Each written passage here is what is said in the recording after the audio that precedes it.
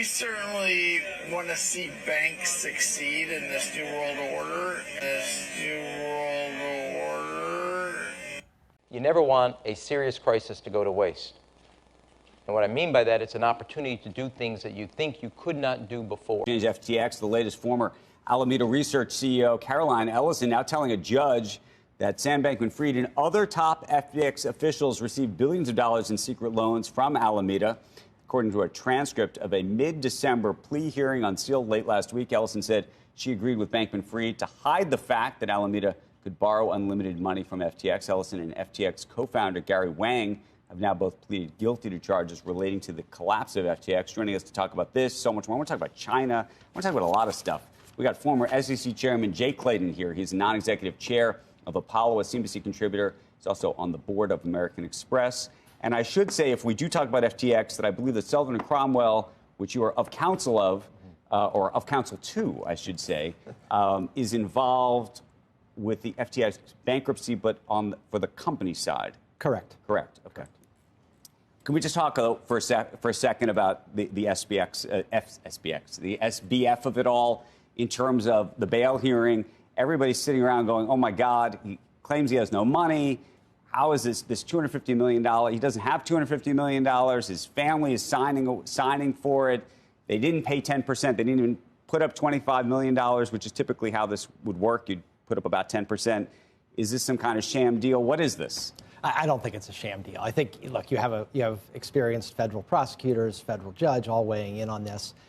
You don't see any real complaints from what I would say is the experienced community. There was obviously a determination that he's not a flight risk, and I think that this part of the story will fade away. That's my view. Who had leverage? So the way I see it and the way I understand it, there was some back and forth before he left the Bahamas, meaning there was an extradition issue, which is he could have objected to extradition. He didn't.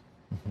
As part of that, they agreed to some kind of bail proposal in advance of that to try to actually figure this out. He clearly wanted to get out of that prison in the Bahamas, which was not so great. I think the prosecutors were, by the way, worried about him being in that prison. Unclear what could happen to him in that context. I mean, there's sort of a lot of issues that go into this, and people say, how is it possible that a lot of people ahead of their own trial can't even get out of prison, can't get bail, and this guy can potentially steal $8 billion if, in fact, that's what ultimately has happened here, and that he's hanging out at his parents' house. Right? That's the critique. Well, look, and you, as you often do, did a great job laying out all of the various considerations that lead to a result. Like, you want an expeditious extradition. You want to get to the bottom of this. Obviously, the American people are all watching this. If you're a prosecutor, if you're involved in the justice system, you want to move quickly to assure people that when something like this happens, you can act. All of those things weigh in the balance of these types of decisions. So right. as far as where do we stand from a prosecutorial point of view, they have their person. They have what you refer to the transcript.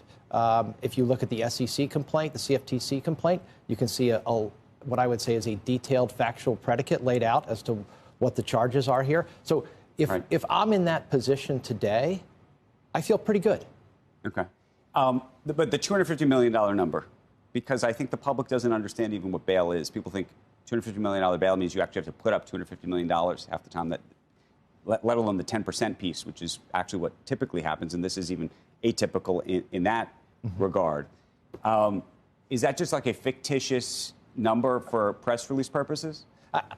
I don't know. I don't want whether it's 100 million, 250 million, 50 million.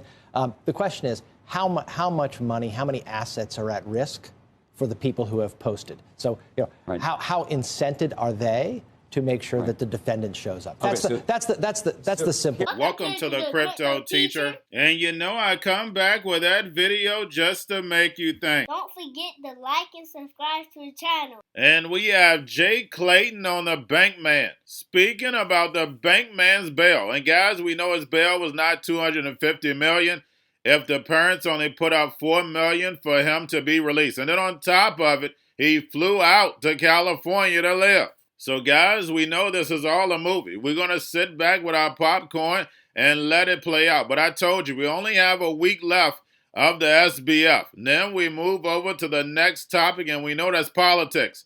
We know the Republicans take back over the House, and they're going to step up the Hegelian dialectic. Remember, the only way that the masses in America are going to move over to the fourth industrial revolution is through a crisis. And we know the NWO caused the problem. Wait for the reaction and run in with the solution. And by destroying the legacy market, putting all these people out of work, they're able to bring in the robots, algorithms, and drones that are going to be paying each other with crypto, and the sheep are going inside the metaverse.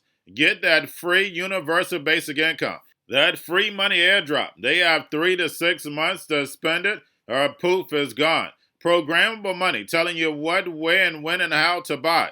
And remember, during the C word, they already ran the test. And during my short videos, I show you how automation is already ready to take over the economy. And by the time the bank man is supposed to be held accountable, we'll be in that crisis. And everybody would have forgot about him because we know what he was working on. He was working on those derivatives, that $1 trillion market put on blockchain and ran by an algorithm. And remember, the crypto teacher told you, because he knows when it comes to the New World Order, it's all planned out. You have a wonderful day. Caroline Ellison, we have Wang, and possibly others who I imagine they're flipping. When I say flipping, prosecutors flipping. If you are Sam Bankman-Fried, what do you do at this point? Meaning, do you plead? Do you not plead?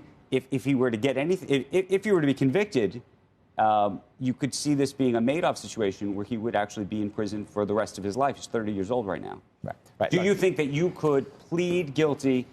What kind of settlement could potentially be politically palatable where you could say, I will plead guilty, I will spare everybody, going through, years of trials and whatnot. But for what? What kind of sentence would be acceptable to the public that you think would be a reasonable deal? Look, I'm not a criminal defense attorney. Right. So we're all sort of armchair quarterbacks on this. Let's and which is probably what's been discussed around the dinner table over the last few days. At Andrew's dinner table. At my dinner table, we were trying to figure it out, thinking through, would 30 years, 40 years, 50 years be the answer? All of these things will be the subject of negotiation if there is some kind of plea arrangement. And like you said before, there's a ton of considerations that are going to go into this. Are we going to get to the bottom of it?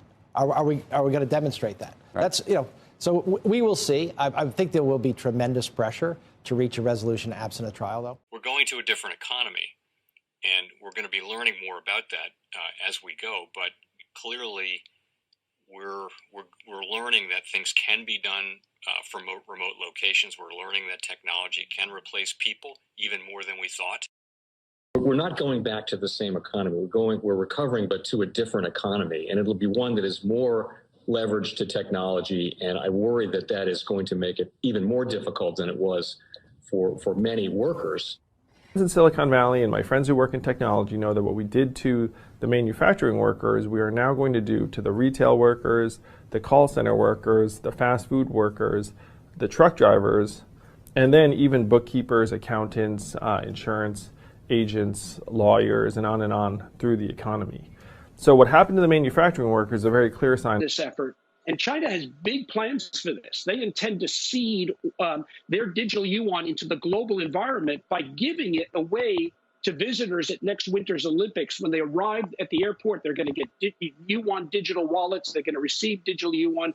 They're going to use it throughout their visits to Beijing, and then they're going to take it back to their home countries. They see this as a huge advantage. Why? Because who controls the underlying protocols, who controls the underlying standards of the future of money will control the future of money.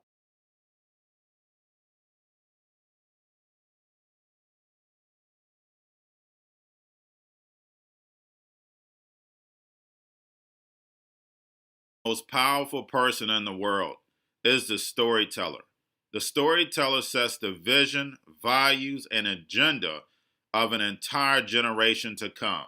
Steve Jobs.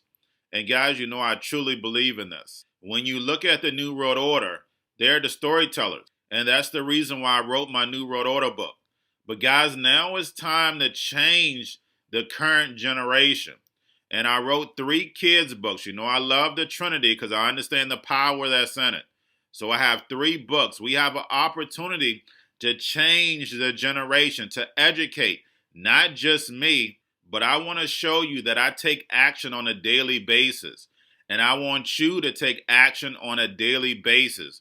Whether it's your job, whether it's in your community, we have an opportunity right now to educate the masses. I posted this on my Twitter account. Please share, but this is a short clip of the 3 books. There's going to be a clothing line and action figures. Please get these books for your kids, nephews, cousins, friends, so therefore we can start the re-education now. Because as we see, the 4th Industrial Revolution foundation is definitely here. Robots, algorithms, drones, taking humanity out the picture. We have to re-educate. But let's get into the video. Part 1. King Joshua and Grandma Tam save the village. Part 2. King Joshua and Grandma Tam save New York from COVID stories 3. Part 3. King Joshua and Grandma Tam goes to China. It's mandatory to get part 1, part 2, and part 3 of this series. It's time to re-educate Generation Z.